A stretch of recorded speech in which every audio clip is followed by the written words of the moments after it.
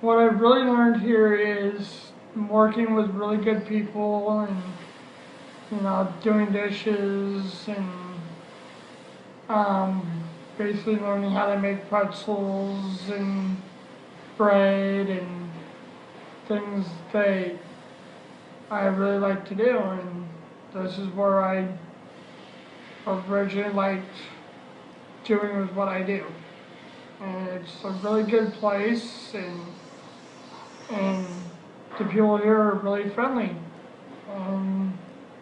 I'm just hoping that everybody else who really wants a job will apply for us.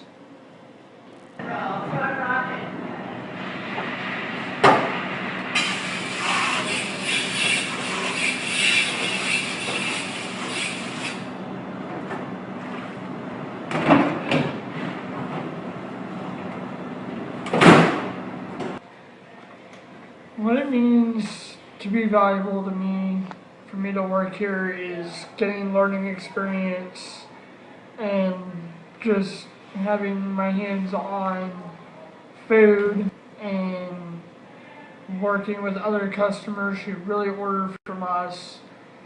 They like what we do, and they really just want us to do things for them.